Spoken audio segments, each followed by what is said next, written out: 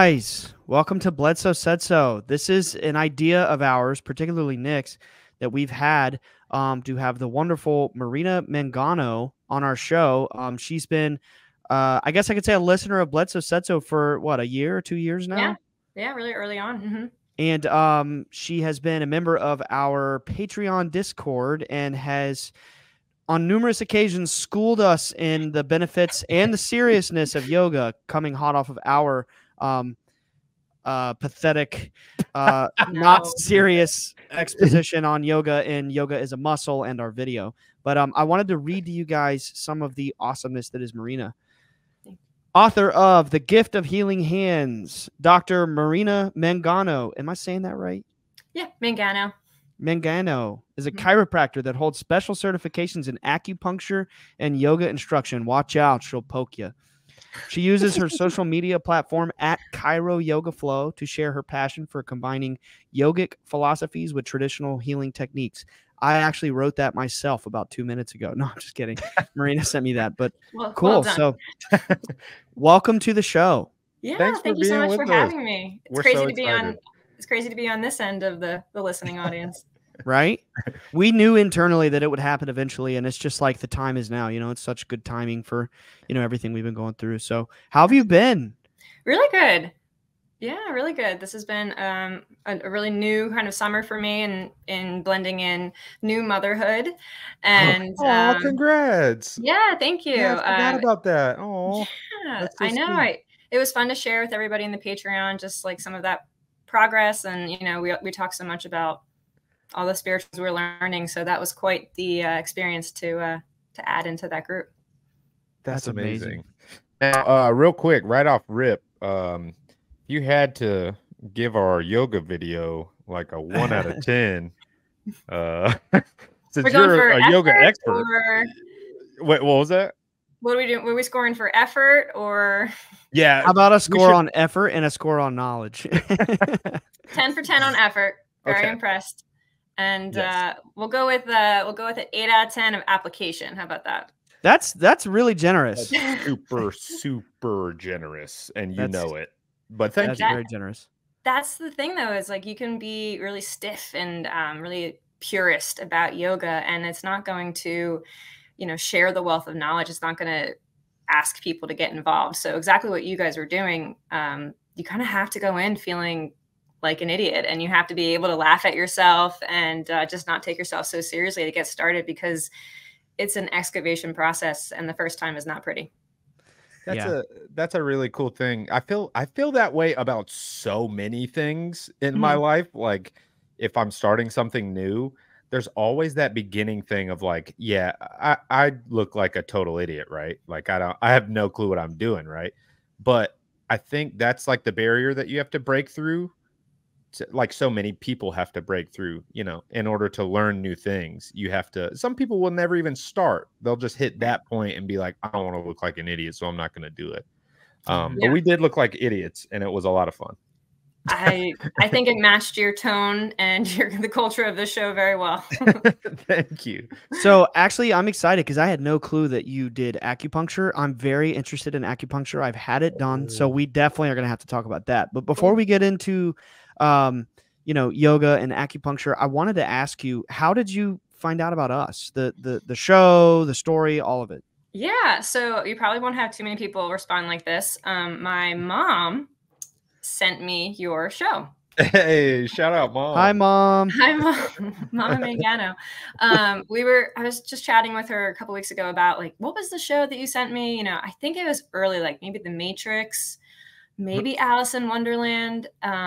My mom is just this like proprietor of information, and she's a seamstress. So while she's always working at home, she's got something going on in the background. It's like probably much more versed in your world of like experiencers. But she's just been so inundated from my end, like the healing end of, esotericism and occultism and things like that, that she's like, hey, I think these guys are for you. Like, you should take a listen. Some of like the pop culture references goes over her head at that age. But yeah, so my mom got me started on, and I've been listening to you guys ever since. So that's so cool. That's amazing. Wow. So was she into the whole occult mysticism stuff first, or did she just like happen to find us? Like, you know, it's pretty rare that we hear about people being raised under mysticism, but was that like your gig? Our family kind of took a nice like spiritual journey together, which is really fascinating to look back on. I was raised Catholic, and you know, really probably just along those cultures of like Irish Italian, like a lot of, you know, folklore and myths that blend into religion. You know, you don't really separate them. I'm curious to hear, Marina. Yeah. Like what those myths are, those folklores. Oh, you know, just like little things that you just, it's second nature, like praying to saints, or little Irish sayings. Especially I live on an island. We grew up at the shore. So you just kind of look up at the sky and you're like, red sky at night, sailor's delight, you know, like all of these little, like, just like adages and things like that, that half of them like wives' tales, you know, like, did I learn medicine or did I learn wives' tales from my mom? Like superstitions. Yeah, exactly. Yeah.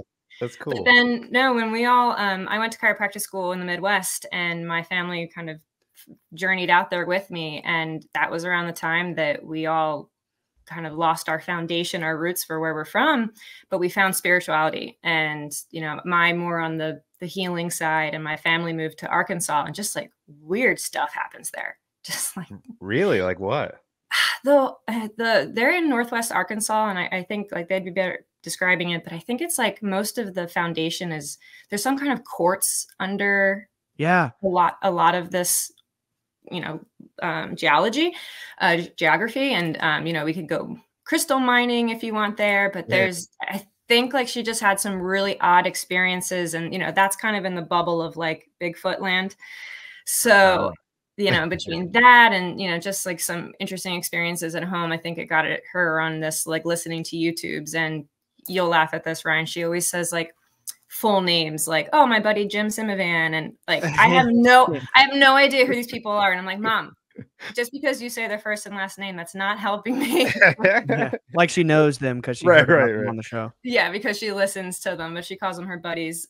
So she probably had known of your dad's story, and you know, I'm very grateful that she listened to the temperament of you guys and sent me your way, because I think there's so many people our age that this has been a natural path for. You know, we all have like different details of our stories, but we're all landing upon the same epiphanies.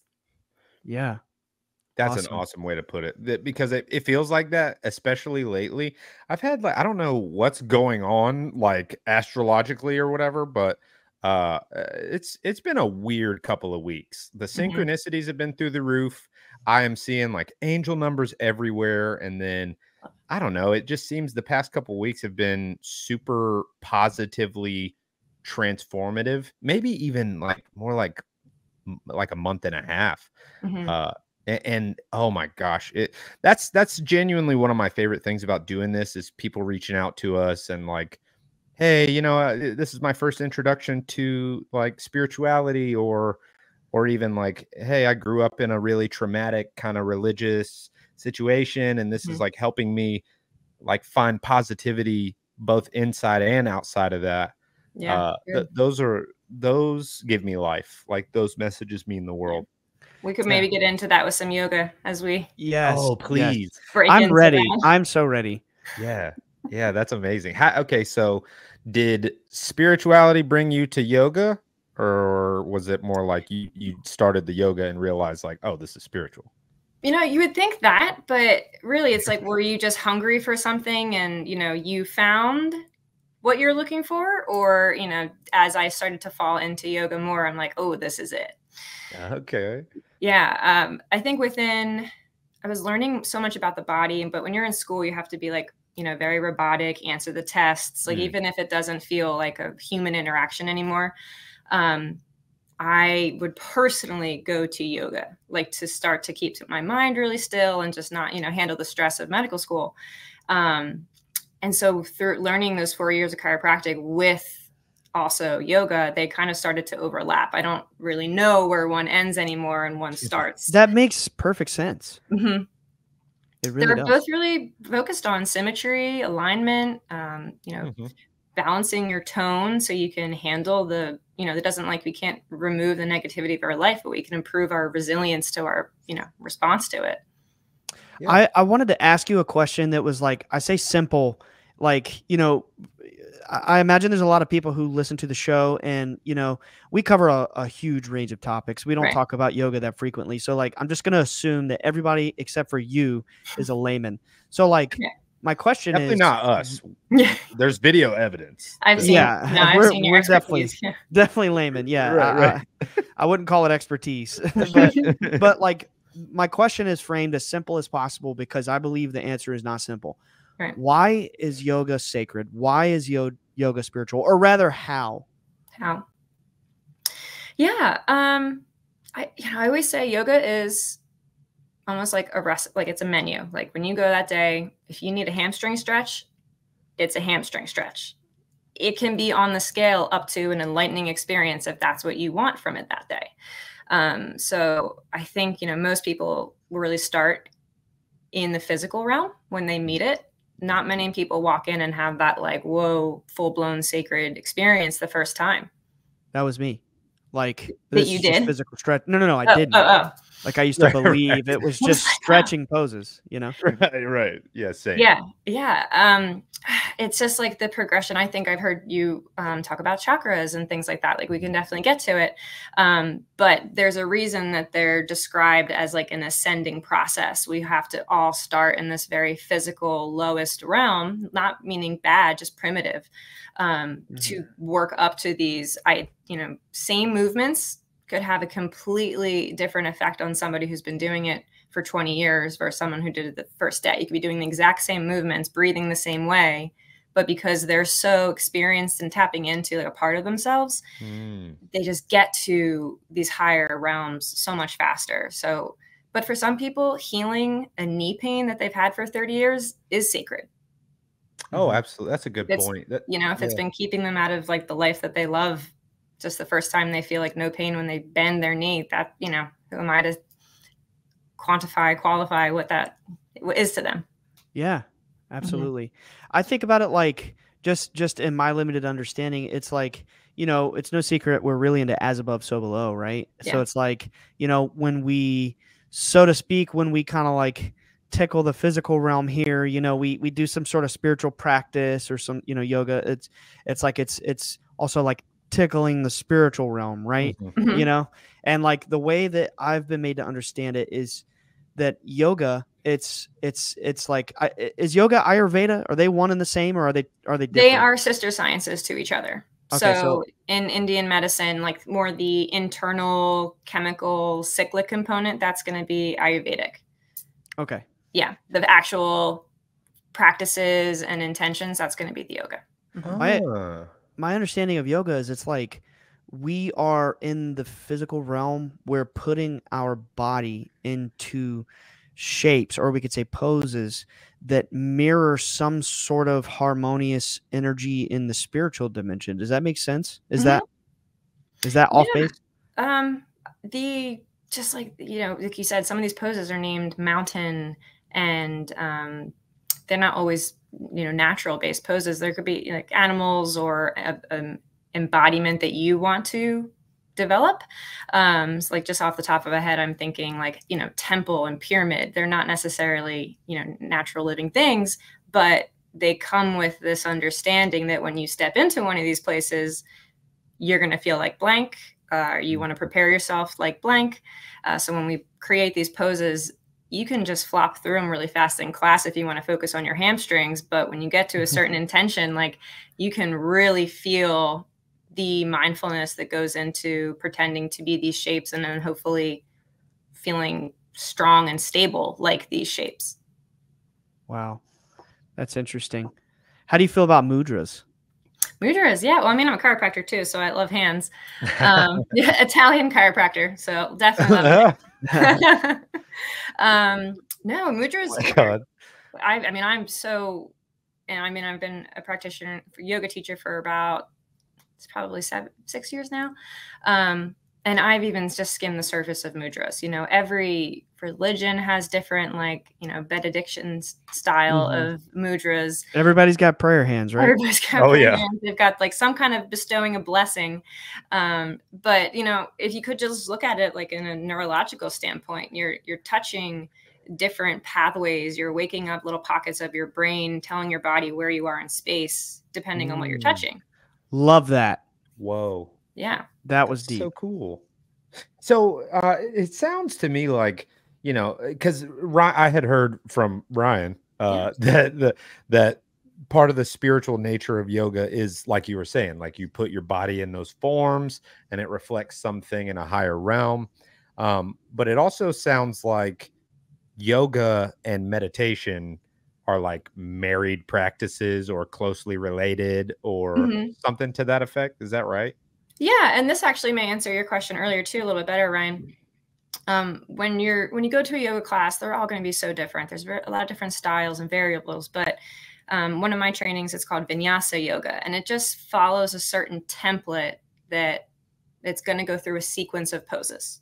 And there's this really beauty to class that it's like this full symbolism of like a circle of life, I guess you could call it.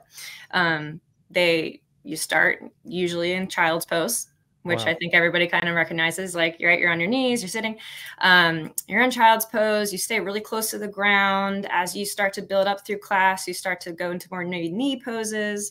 You work your way up to standing poses. There's a lot of transitions and balances.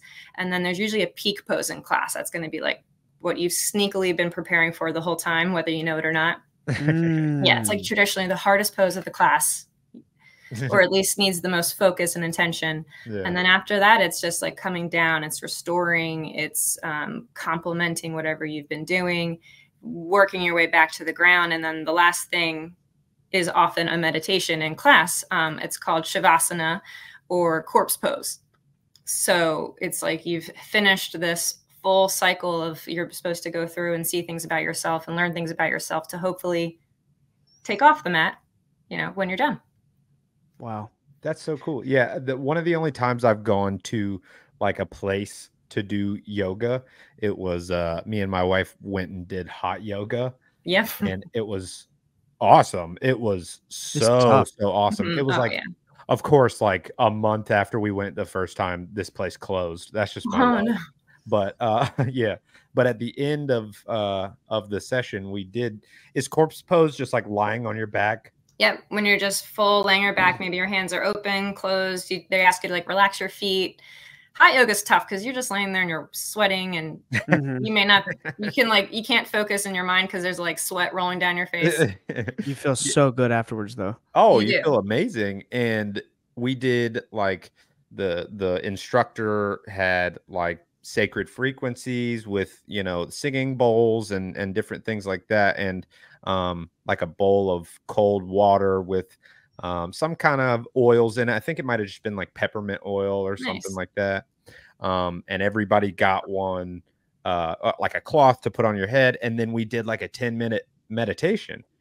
And that was my first time being like, wait a minute. That was legitimately my first time realizing there was a spiritual aspect to yoga. I had always thought it was just like stretching, like I have a bad back, I need to stretch, you know, whatever. But were you able to like turn off your mind and let that sink in, or how did that meditation go? Yeah, my brain is generally pretty empty anyway, so it's pretty easy for me to do that. No, but yeah, it just kind of happened serendipitously that around that same time for the past like couple months or so, I had been like very intentionally trying to like flex my meditation muscle. Like I've been trying to get better and better at it. So that was a very welcome surprise. I was like, oh, okay. I have a little, I have experience with this. Yeah. The other stuff, I don't know, but I'm comfortable with just sitting down and closing my eyes. It's great they gave you the time for that. You know, some classes are like, oh, Shavasana. And then like 2 minutes later, they're like, hey, have a great day. Yeah. It's not like, that's obviously not the focus of that style or studio, but like, you just have to keep trying and find like your right time of day. Maybe like an evening class is just like leads to it a little bit better than instead of the morning of like, all right, I got to get to my list today. Like, let's get this going. Yeah, I see that for sure. And another interesting thing that I noticed doing it, I don't know if this is just a hot yoga thing. Well, honestly, yoga can be strenuous.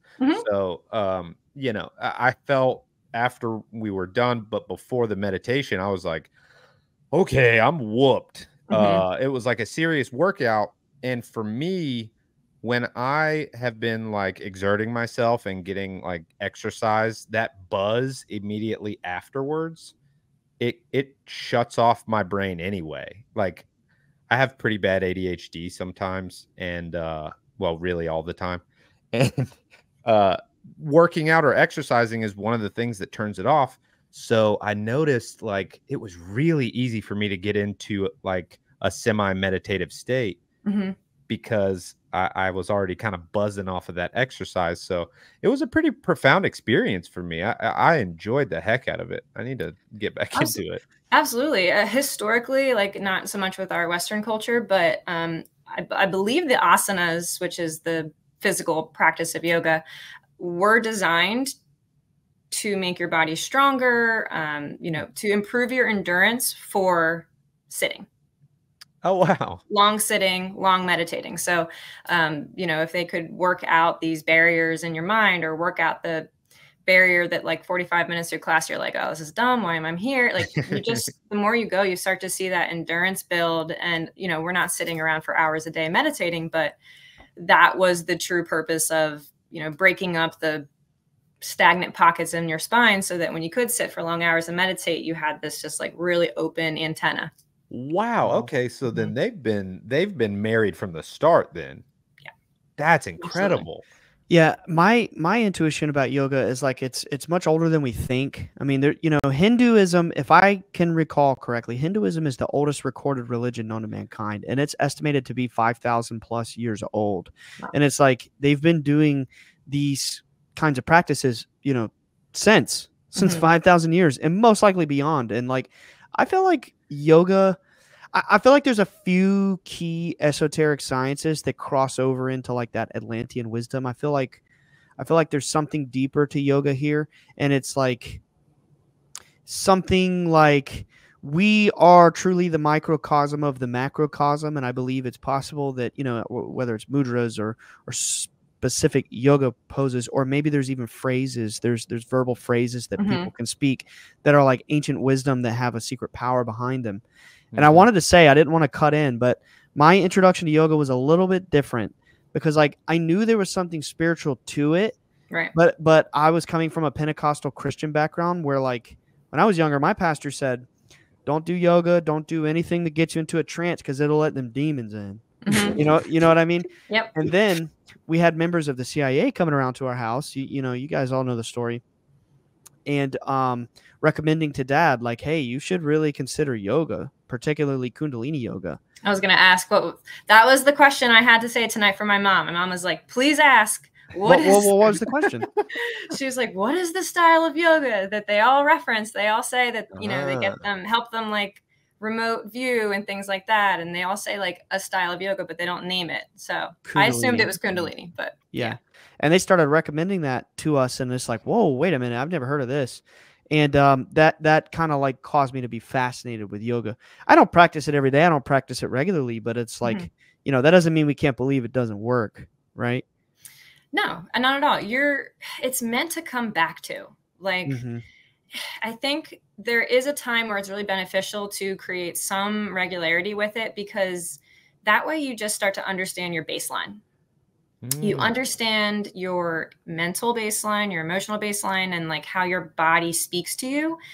And if I can offer anything to everybody about yoga, like as a movement provider, that's it. All of these potential really old wisdoms and like magical wisdoms you're describing, I think the gift of having a human body is to feel with it to experience with it. So the baseline for me came from yoga in a sense that I was like, oh, I thought I was this really athletic person. I thought I was good. And I can't even sit in pigeon pose, you know, which is like a really deep hip opener. And it made me just remember all of my old surgeries and fears. And so like the stuff that comes out of you, the physical experience that are offered by learning where your baseline is, that I would recommend just trying to come back to every once in a while, because then let's say you've took a year off of yoga. The first time you get into a pose, you're like, whew, I've come, what I've been doing to myself, you know, kind of thing. Right. And right there, I think Nick, you said earlier, there's a barrier that people just like stop going. I think guilt is one of the highest reasons to not get back to yoga, because people don't want to see how far they've fallen off. Oh, wow. That's interesting. I love what you just said, by the way. Like, the greatest gift of the human body is to feel. Because like spiritually, that, I don't know, it's like that's the only reason that we are here. You know what I mean? Is to feel. I believe that. You know, if you believe that we're all like these little pieces of this like eternal energy or whatever, energy doesn't like see things or taste things or feel things. But that's the gift of the human body. I love the way that you phrase that. That's so cool. Oh, thanks. Yeah, that was one of the things that kind of inspired me writing the book, The Gift of Healing Hands. It sounds like I'm talking about my gifted healing hands, but really I'm talking about that everybody has the ability to kind of learn more what their body, how their body is speaking to them. What you just said, like we may not all be like, I'll put it in Ryan, you know, in Ryan and Bledsoe said so's term, we may not all be like visual experiencers, but when you're in the presence of something like way greater than you, people who are really attuned to their body, like you can feel changes, you can feel shifts. So the more that you have some type of organized movement practice to get all the humanness and like the, you know, the negativity of life off us, I think you just are, you know, have less barriers to that. I think I was tongue-tied. There you go. I'm tongue-tied. I think I was tongue-tied a few minutes ago. I said that doesn't mean we can't believe it doesn't work. I think I meant to say that doesn't mean we can't believe it does work. Had to clear that up. But Marina, when we were on the phone the other day, just kind of like touching base, you had talked about how you had some anecdotes about, you know, situations where through your practice you've found, you know, people have recovered from things. And we didn't get into detail about that, but I would love to hear some of your experiences where you've like live witnessed people releasing traumas or healing certain illness. Anything you can think of in that regard. I would just love to hear about that. Yeah. If everyone's not like super, we talked about being a layman in yoga. Still to this day, chiropractic is still, you know, a little bit out there for people. My job is to assess the movement of your joints. So not just your spine, but I'm looking at the whole body to see how you move, how your brain speaks to everything.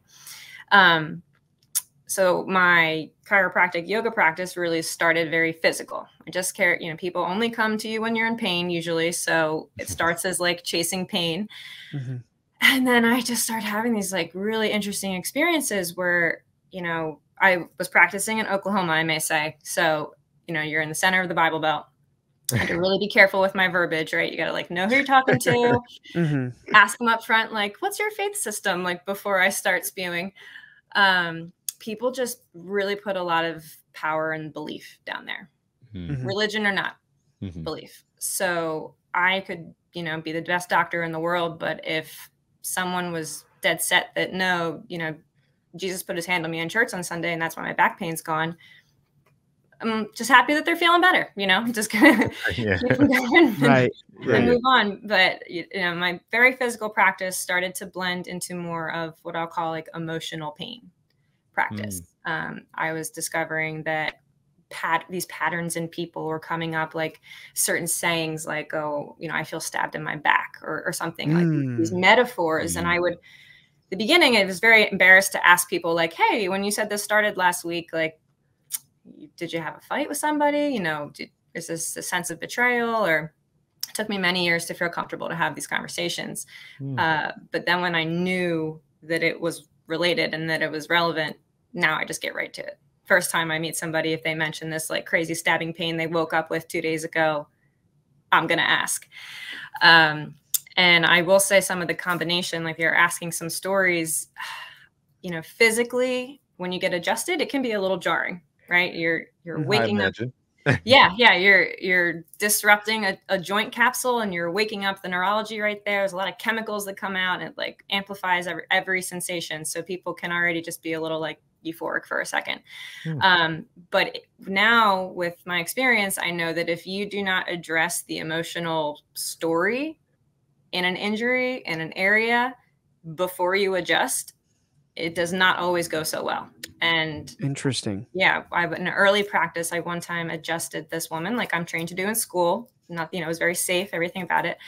But I didn't have that, like, I didn't trust my intuition yet. So I kind of just rushed it. She wanted to be crunched. People will say like, oh, can you crack it real fast? And I adjusted a part of her spine, and she, you know, her legs shot up.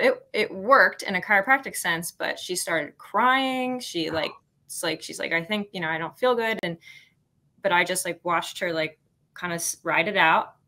And I mean, maybe in my mind, like a new practitioner's mind is like the end of my life, but you know, maybe 15 seconds went by, and she just settled down. The table was like, I feel open, like something, you know, some space in her that she had forgotten she could talk to, or that her brain forgot to control was there. We became, you know, doctor and patient for, you know, years after that, and have sealed whatever portal I just punched through the door. Punched through the door. Yeah, punched through the door. There are way kinder ways to release those sort of things. And, you know, back in that early time, another crazy story was a young woman who had just had a baby and maybe saw me like a couple months after. And I was just guiding her verbally through visualizing her delivery, and she sat up and projectile vomited in my office. What? No. So that is an example of rushing somebody, of trying to like remove an emotion from somebody who is not ready to process it yet. She did not come back as expected. Oh gosh. And wow. These are the people you still think about many years later, but now I would know how to make her feel way safer in her body, you know, discuss certain things that I get this intuitive sense come out of her, and then, you know, take her through a little mini meditation, a little guided meditation. You know, there's many times it's just like simple movements like, whoa, my shoulders hurt for 6 years. After this conversation, now it doesn't, or, you know, that kind of stuff. But I would say those are the craziest, like eye-opening early experiences that changed my direction of chiropractic is amazing. There's a lot of amazing manual therapies, but something was going on, and I needed to like learn a deeper, more intuitive practice. And that was yoga for me. Wow. Whoa, that's fascinating. So then it sounds like there's also some sort of relationship between the spiritual or the emotional and is the word chiropractic? Chiropractic? No, chiropractic is like the delivery. Yeah. Gotcha. Yeah, it seems like there's some relationship there, because I mean, you know, do they teach you in school that there's an emotional relationship with those things, or is that something that you intuited? School has to teach you like very you know, research, you know, things that they can reproduce in research, you know, very insurance based, medical science. Yes. Certain schools are a little bit more philosophical than others. They've got roots in like a little bit. When I was a student, I was really hard headed. I want nothing to do with like the woo woo. So I always joke. And here you are. And here I am. I think it just like after you graduate and you get set free, like, you know, I allowed myself to be like a woman healer, not a man chiropractor like I was taught to be. So that's awesome. That's so cool. I like that. That's fascinating. Yoga to me feels like an internal massage. You know what I mean? Like my wife and I actually, she's right here. Say hi. Hey, she and I got into a practice for a while back in what, the fall, Jenny? Winter. We got into a few months. We were going to yoga every week, and it was hot yoga. And I can't remember the terms, but the terms you said earlier. What is it? Vinyasa. Yes, it's like that style, like you were explaining. It just means a little more flowy, like a little more movement, and it's a little more brutal. Yeah, and you know, by the end, you're like you're begging for death. But I want to say afterwards, I always felt like the equivalency of how it feels when you get a massage on your muscles. It felt like that on the inside. Like there's definitely like an immediately therapeutic effect from doing. Maybe that's because it was hot yoga and the heat combined, loosens the muscles. I don't know, but it felt amazing. And I wanted. Okay. I was just gonna say, but my first time ever doing yoga many years ago, probably 8 years ago at this point. I had this session, and they were the instructor was explaining there's this muscle down here, like in your hip region, called the psoas muscle that stores trauma. And they were making us do this stretch, and I don't remember how to do the stretch, but I was just curious on your take about that, like about the psoas muscle, if there's anything to that. Does it really store trauma? Have you seen any experiences where people have actually like cried when they, you know what I'm saying? There's this like viral TikTok trend right now where they're like, stretch your psoas muscle, and they're recording themselves crying and stuff. Like, what's your take on that? Well, it's a deep muscle, so that could make anybody cry if you get in there. The psoas specifically is part of like your very deep core line. So a line of muscles that is stringed, attached all the way from like the outside of your temple, all the way down through to the arches of your feet. So it goes through all of our deepest levels of tension, you could say. So like when people are nervous or have potentially some, traumas, like you're calling it, some PTSDs, the body will try to look for stability. So maybe you clench, maybe you clench your butt, maybe you suck in your stomach, maybe you hold your breath. There's a lot of these clench sites along this deep core line. I wouldn't say the psoas specifically is the king of storing traumas. Every cell in your body, I believe, can. Right. I think most people, just in our modern movements, we walk forward, bike forward, jog forward, sit in a forward facing position. So the psoas just tends to get super tight. Yoga is one of the only like weird different planes of motion that wakes us up and breaks us open. So hip classes will bring some good stuff to the surface. That's for sure. Interesting. But you think the trauma is stored all over the body? Oh yeah. Yes. Yeah. It's in the DNA, bro. It's deep in there. It is in DNA. And it's just thinking about like, we always talk about vibrations on the show, right? I say we because, I'm always here. You're with us now, okay? Hey, I'm listening. I'm talking to you in my mind all the time. Hey, and you go tell your mom she's our buddy. Yes. I will. She'll be listening for sure. You just talk about, like you said, a macrocosm, a microcosm earlier. Every little cell in our body has its own perfect little environment of charge around it. That's why we're this huge accumulation of hopefully a synchronized system of charges. When you have a event that offends that charge, it can leave the cells in that area hypercharged or lacking and looking to latch on to other charges to balance it. So we can get real nitty gritty, but I'll keep it simple. Your body saves memories of moving with the emotion that it affiliates the movement with. You might have to explain that one. Yep. For Nick. Yeah. Oh, no, I got it. Well, I'm not. Okay, So, really, I need to hear it explained again. The part of your brain, and I won't get into that, but the part of your brain that's I got a psychology major, so I actually would really like to hear the part of your brain. Okay. The amygdala, the limbic system, the limbic system of the brain, and a couple different things, but the limbic system is where it's going to store our memories, emotional regulation, right? Yep, our memories tied to the emotion that we experience during the memory. So that can get really, it's a normal process. It's super helpful for us. But when you roll your ankle, this is the easiest example I explain to patients, like when you roll your ankle, all these things go through your head, right? Like shock, shame, humiliation, maybe because someone just watched you fall off the curb. Every time now, even when your ankle's not feeling, sore, every time you start to roll your ankle again, all these red flags go up to the brain like, whoa, we didn't like what happened last time. You better stop real fast. So it shortens your muscles and doesn't let you go that way. You can get this burst of humiliation and shame for no reason. You could just be like sitting at your desk, like I just walked to get water. What happened? So yoga is like the ultimate opportunity to put yourself in extreme positions that you haven't maybe done in a long time. And a lot of those memories come up. Wow. Wow. Mm-hmm. That makes a lot of sense. Also, it's cathartic. It's a lot to grasp, and you just like, you have to feel it. Mm. That's just the easiest way to not take someone's word for it. You know, learning about your body is step one, but then someone kind of has to show you where, you know, you have this belief in your body, it can be changed, and then you feel completely different. You're like, oh, now I believe you.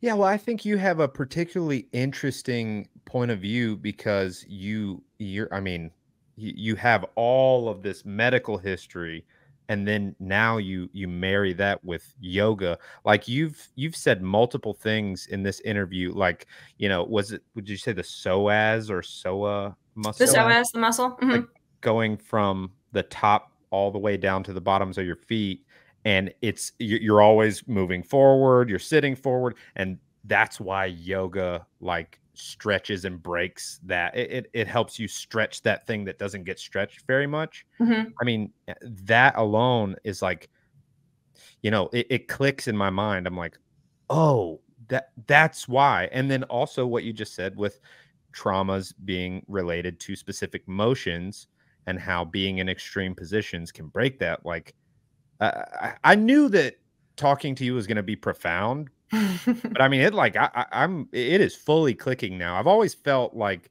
this vague, I don't know, thing about yoga where I'm like, it's awesome, I get it, but I don't like fully understand. Like how? Right, How exactly. does it work? How? Why? Yeah. Mm-hmm. Yes, and now I'm getting it. I wanted to share I'm sorry. Go ahead. No. I wanted to share two little anecdotes with you. So my grandma, she'll be 90 in just a few months, and she's very healthy for a woman of her age. I mean, I'm telling you, she really gets around, and like, she would shock you. She doesn't have any underlying illnesses or anything like that, and she's in pretty darn good great shape for an 89-year-old woman. And one thing that ever since I was a child, that she has always bragged to me about, and she still will do it to this day. Well, I mean, I say brag. It's more like, look what I can do. You know what I mean? Not brag, but showing off. She'll reach right down and she'll touch her toes. Mm-hmm. She can still do that? Yeah, she can still do that. What? She can touch her toes. And that got me to thinking, like, you know, my grandma's 89 and she's so proud about how she can touch her toes. I've never met anybody else her age be able to just get down and do that. And it got me thinking, like, maybe there's something to that. Her whole life, she's made it. You know, like back then when we were in school, it was like you got to do the toe touches at the physical exam and PE. You know what I mean? I think maybe her generation was encouraged to do that more. Maybe I'm just making that up in my head, but I know that my grandma has been doing this her whole life as just a general daily practice. Gets out of bed and touches her toes. And I'm like, you know, she's probably stretched. It's not yoga, but she's stretched so much of like her hamstring, her calves, her lower back, and it's kept her loose and limber and pretty healthy and lively. And I got to thinking, there's something to that. There's got to be. So in the past, like, I don't know, month or two, I don't do it every time. You know, every time we shower, we're not always just like have all the time in the world. Sometimes you're in a rush and you got to go. But like in those times when I'm like, let me just chill for a minute and take a shower. Might be TMI, but whatever. Grow up. Not you guys, the ones out there listening that might think it's TMI. I'll let the hot water run. And you know, I'm usually playing solfeggios in the shower now. In addition to like every night when I sleep, I have this waterproof JBL. I hang it on my little soap rack, and I play frequencies in the shower, and I boom it too. Like I'm showering not only in water but in frequencies, you know. And I'll let the hot water run, and I'll just like slowly, just not just like touch my toes, but I'll just like stay there for the heat and the water and the moisture and the frequencies, and just like stretch as long as I possibly can. And I have to say, it feels incredible. Yeah. I feel like it has been a practice that I will never quit. It just feels so amazing. Like from like that internal massage we were talking about. Yeah. There's a couple, I mean, of course, like you got to be in like a safe place, a safe warm up, whatever. I can't just like say this, but usually when I would teach classes and I would get people that I could see them like, and there's a couple of poses like that are deep forward folds that people usually bail from. I know they've been prepared for it, so it's safe. And I would usually say, when you want to get out, stay for 5 breaths. Could you explain that again for Nick again? Yes. Yeah. So think about your forward fold in your shower, which also that is a marriage decision to allow you to play Salvaggio frequencies like that. Well, my husband do you would be like, "Oh my gosh, turn this off." Well, she's not in the shower every time. You just hear booming solfeggios through the house, and like Ryan showering. Oh, well, it's in the shower. Sometimes I do shower alone. but and also I did want to say this is a yoga pose that I learned, I think. It's like you don't reach out with your fingertips and touch your toes, but you actually like fold your arms up like this and just freely hang. Are you familiar with that one? Ragdoll. Amazing. Probably. It's amazing. Yeah, so deep flexion, which means bending forward like that, is the most pull on your nervous system. So when you back bend and you go this way, it's more of like a joint compression. But when you really bend into a ball, you're like pulling on that nervous system. And if the nerves don't slide very well through your muscles, your fascia, maybe a joint's blocking something from sliding, your body's going to tell you about it. So it sends out these alarms. It says, "Whoa, what are you doing?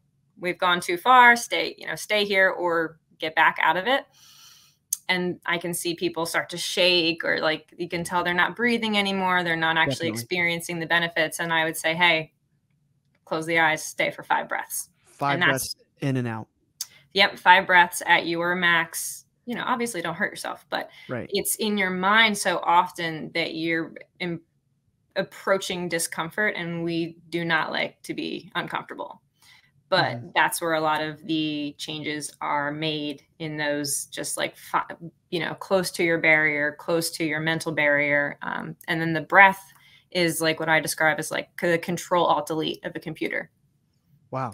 The breath the breath resets the neurology, and it's just the bridge between the systems that we can control, like muscles, like bending, and the systems that we don't have to think about. You don't tell yourself to breathe when you're sleeping. You don't tell your heart to pump. So breath is the only thing that can hop between those two worlds. Breath is like the thing, like when mastery is achieved of the breath, to a degree, you can control those automatic systems. I mean, it's pretty amazing. You guys are like this one. In the last few months, my dad and my mom and my sister have been really into Wim Hof breathing. Cool. And, I don't live in the same town as them. So like I every few weeks or months, I'll go through. And the last time I was in town, we did a Wim Hof breathing session. And that was just, I highly recommend it. Just go to YouTube, pick like a 10-minute guided Wim Hof session. It's insane. It's tough. You're doing 1.5 minute long breath holds. You're working up to this. When I was a child, I was always scared of like drowning, or I have this like weird subconscious fear of like deep ocean water and sharks. And it's like, I'm a great swimmer, but it's like, I don't want to drown. I don't want to be out stranded in the ocean or something, or knock my head and I can't. I don't know. It's just it's an irrational fear. So I never really cared to hold my breath for long periods of time. I think the longest I ever did as a kid was like 40 seconds, But sure enough, doing Wim Hof breathing, I was holding my breath for 1.5 minutes, and I could have kept going and going and going. And by the 3rd breath hold, I felt this strange sensation where I started to become really lucid, and like this incredible tingling was happening all over my body. I was holding my breath. I was in a meditative position, holding mudras, and I had my eyes closed, and I just kept thinking, like, lean into the discomfort. It's making me stronger. It's making me stronger. Like you were saying, that's why I brought it up, the barrier in your mind where discomfort is, and the breath is the bridge between that. There is something very profound to what you were just describing, in my experience. Yeah, I can't say I've practiced Wim Hof breath. I have a lot of patients who do, and I just always recommend, like, if you are someone who suffers from like a little bit of an excessive response to emotional triggers or things like that, you can hype yourself up. You can put yourself into a little bit of a state of panic. So you want to do it with friends. You want to do it with somebody who knows what they're doing. I'm the opposite, Ryan. I find that I start to get freaked out when I have no air. So in yoga, there's something called a box breath. They'll describe like count 3 seconds, inhale, hold it for 3 seconds, exhale for 6 seconds. Usually the inhale is doubled for the exhale. And then I have people don't breathe back in yet. So you make up this little like box as you inhale, hold, exhale, hold. The exhale hold is when I see a lot of emotions come to the surface, because someone's you know, thrown in their face of that we don't have the resources that we need to survive potentially if you kept like this.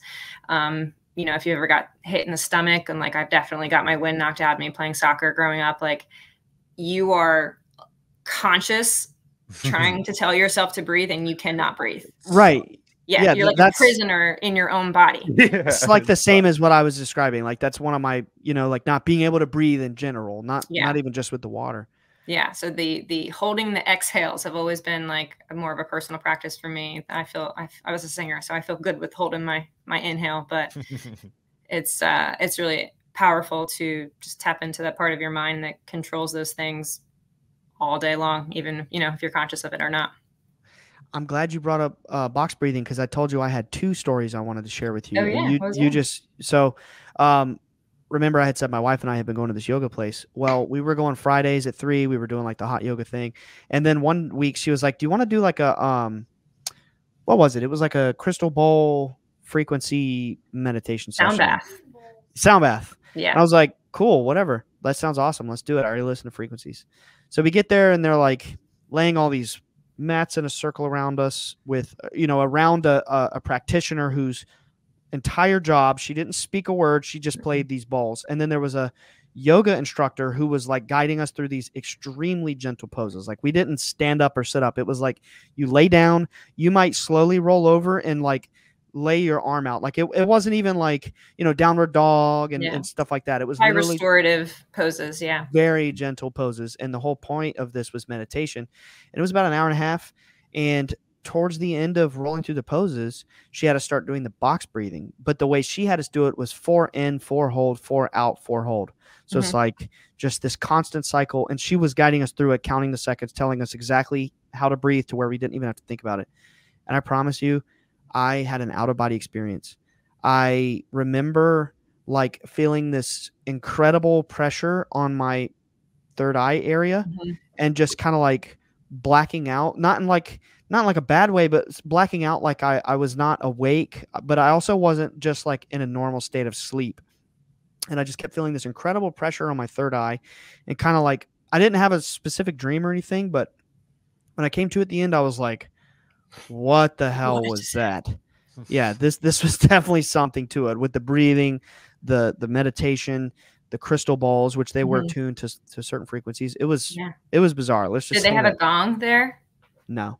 The gong gets me. That was probably the first time I've ever felt like you said, like an out-of-body experience, like felt like a shapeshifter. Like when the gong hit me and you hear it, but your whole body hears it and you feel like you resonate, you just get bigger. You're like this dissonance. So every time I hear a gong, I'm just like, whew, I know. I gear up before class when I see one. I'm like, oh, please use it. The sound bowls, the first time I was at a yoga class and I was laying in Shavasana, this corpse pose at the end, eyes closed. I saw her sitting up front with these bowls. I'd never heard them played in a class before. And Nick, have you ever been in a room with sound bowls? Yeah, absolutely. Yeah, they sound like they're moving. And they do. I genuinely thought this woman was walking around like playing sound bowls around my head because it was like hitting me. Same. It was hitting me in my throat, but like on one side. So I assumed she was over there. And when I woke up, you know, came out of the meditation, she was sitting up front and had never moved. So that was my first, like, obviously sound travels, you know, and affects your body in a really powerful way. But that was where like I had resistance that like, that's how I view it, is like I had resistance there that needed to be broken up by that frequency. So they're really cool. Yeah, it's awesome. I have to ask about acupuncture. Like, do you actively practice acupuncture? Now that I live in New Jersey, no, unfortunately. It is not in my scope to needle anymore. But I practiced in Oklahoma acupuncture, and then now I just use the Meridian system. So I basically am practicing acupuncture without inserting needles. Just like yoga's system of the subtle body, they believe that prana is flowing through your body and it flows through the chakras. Acupuncture has a very similar view on that. They just call it different things, right? Everybody's talking about the same thing. Oh, yeah. Yes. Their subtle body medicine is meridians. And there's these lines of chi, or, you know, life force that flow through you. And they all correlate. The main 12 that people would know about correlate with an organ. And just like the chakras tend to have these temperaments of like, you know, let's say the heart chakra is a very love affected place, or the root chakra is a very fear affected place. The meridians and the organs that house these flows usually have a temperament as well. So let's say like people who are suffering with resentment and bitterness, and they may actually have liver issues. So these organs, not in their cellular physicality, like chemically, if you went to a doctor, your liver may be fine, but to an acupuncturist, they believe that your liver is not working, you know, harmoniously with other organs, and it's preventing this lovely flow of vital energy in your body. So they would needle along the liver meridian or its counterpart to kind of like bring you back to a nice threshold of equilibrium. That's amazing. When you start talking prana and the vital bodies, I'm like, you know, this is some exciting stuff. Yeah, I would say to anybody who's never had acupuncture, I just kind of call it mandatory meditation. Oh, cool. You've got needles in you, so you kind of have to lay there. Kind of have to take it. So when you go to a true acupuncturist, you may be laying there for 45 minutes to an hour with, you know, what I consider these, well, I mean, metal is a conductor with electricity, right? So it's just like affecting the electric circuit of your body. You could have some really cool experiences. Something you said there reminded me of Louise Hay. Are you familiar with Louise Hay? Mm-hmm. Absolutely. You said that like it's believed in acupuncture that, you know, there may be certain organs that when we have traumatic experiences or certain emotional responses, that particular organs might not be working as well.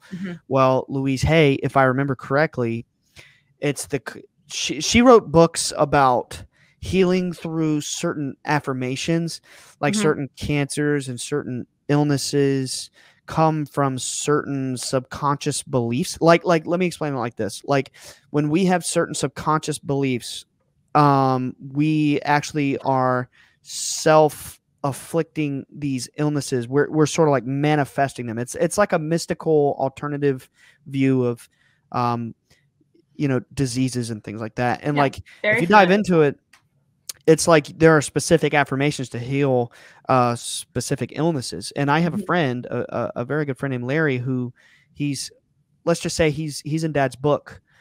He was instrumental in introducing us to multiple officers in the CIA, and he has a lot of resources at his disposal. I've witnessed some people that he knows personally who were actually healed of very profound, uncurable illnesses through hypnotic regressions. And he was just like a big believer in a lot of these mystical, esoteric healing arts. Yeah. And which is one of the reasons he was so interested in my dad and why he was flying us out there for study and things like that. And like the Louise Hay stuff always kind of hit me a certain way, like the concept that, you know, we're actually manifesting a lot of these illnesses ourselves with our beliefs, supposedly, you know, and what you said with acupuncture just kind of reminded me of that.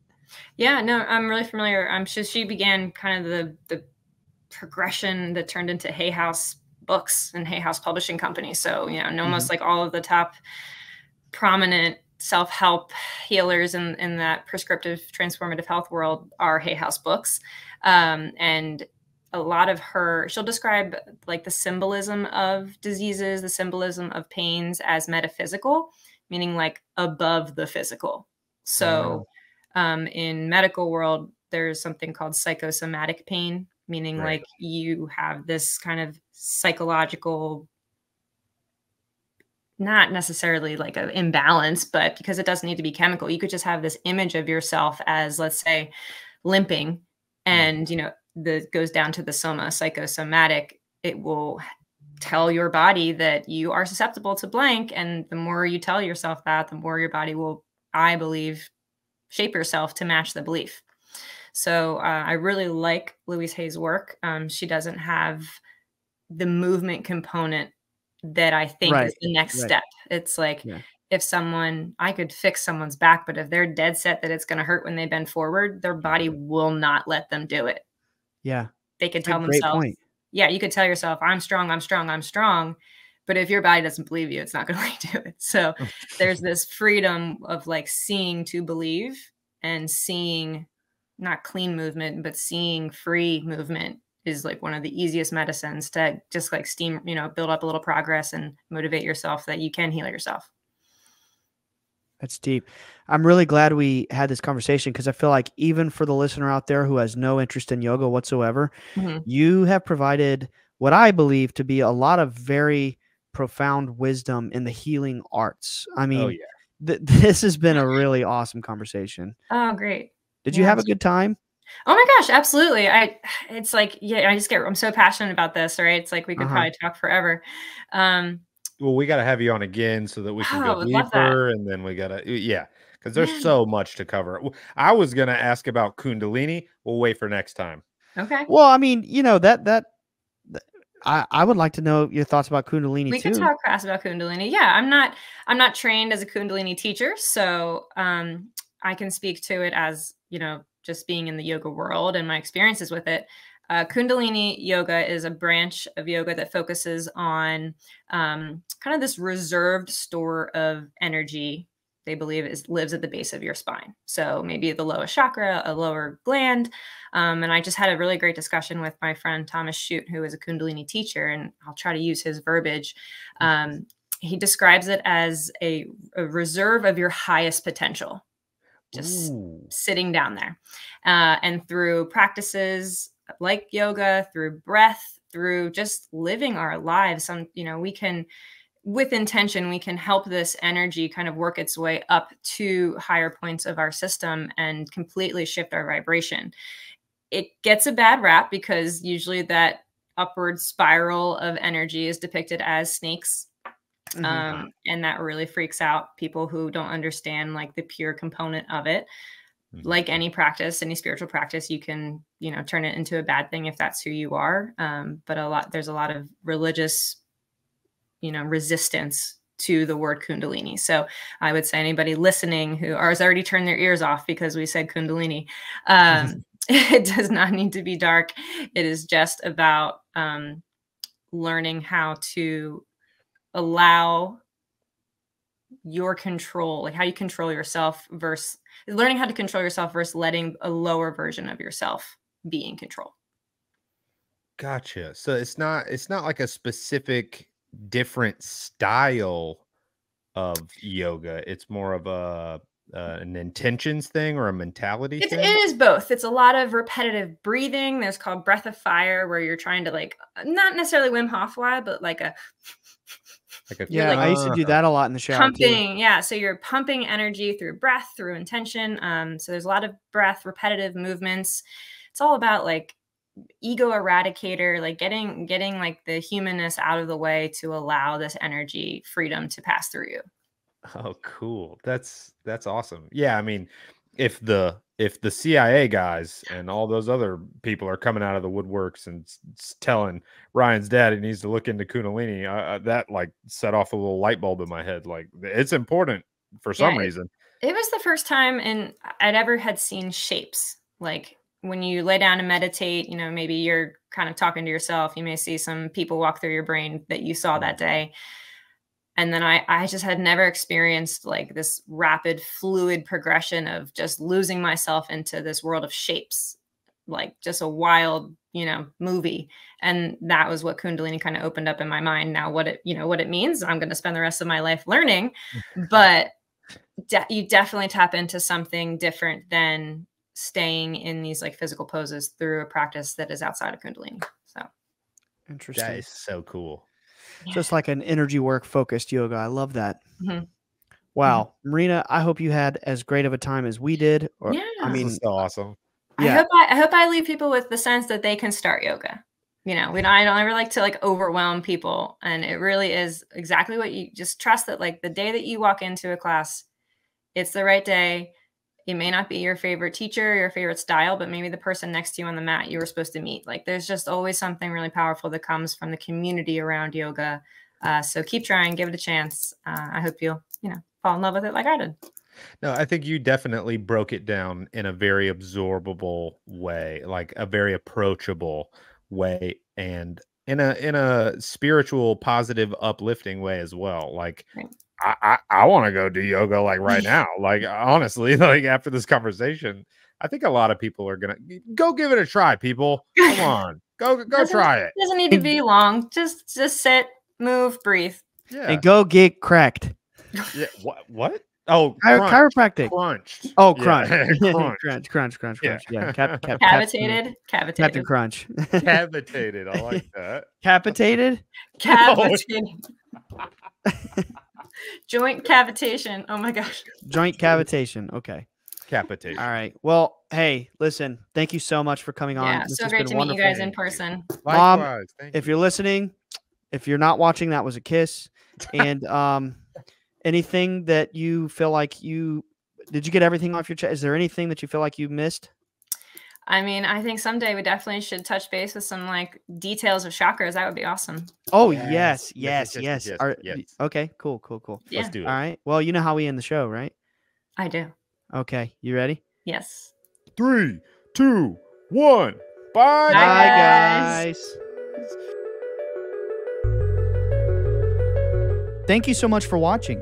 If you want to see more, check out our other videos. And before you go, don't forget to subscribe. See you next week. Peace.